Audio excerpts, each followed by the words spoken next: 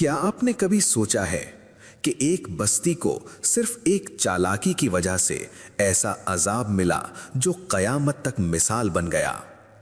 یہ ہے قرآن کا ایک حیران کن اور سبق آموز واقعہ، اصحاب السبت۔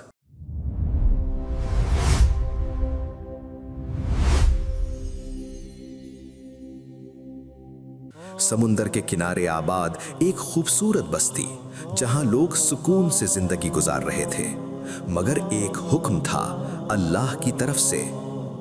ہفتے کے دن مچھلی کا شکار حرام ہے۔ شروع میں سب نے اس حکم کی پابندی کی، لیکن پھر آزمائش شروع ہوئی۔ ہفتے کے دن سمندر مچھلیوں سے بھر جاتا، وہ پانی کی سطح پر یوں تیرتیں جیسے خود پکڑے جانے کے لیے آئی ہوں، اور باقی دن تقریباً خالی۔ یہ ایک امتحان تھا، کیا وہ اللہ کی اطاعت کریں گے یا لالچ میں آ جائیں گے؟ کچھ لوگوں نے کہا، ہم سیدھا حکم نہیں توڑیں گے، ہم بس ایک چھوٹی سی ترکیب کریں گے۔ انہوں نے کیا کیا؟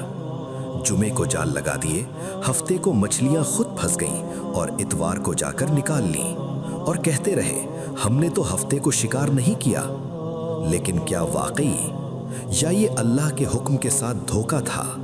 بستی 3 حصوں میں تقسیم، 1 گناہ کرنے والے، 2 نصیحت کرنے والے، 3 خاموش رہنے والے۔ نیک لوگ چیختے رہے، اللہ سے ڈرو، یہ غلط ہے، لیکن گناہ کرنے والوں نے مذاق اڑایا۔ پھر اچانک اللہ کا فیصلہ آ گیا، ذلیل بندر بن جاؤ۔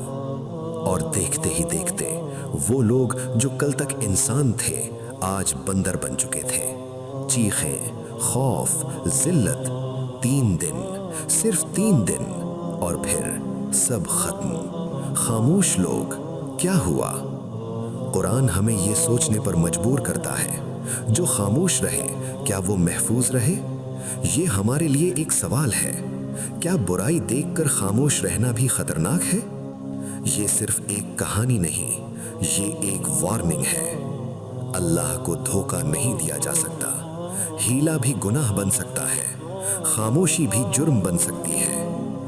اگر آپ چاہتے ہیں ایسے مزید ایمان افروز اور حیران کن واقعات، ویڈیو کو لائک کریں، کامنٹ میں لکھیں اللہ ہمیں ہدایت دے، اور چینل کو سبسکرائب کریں۔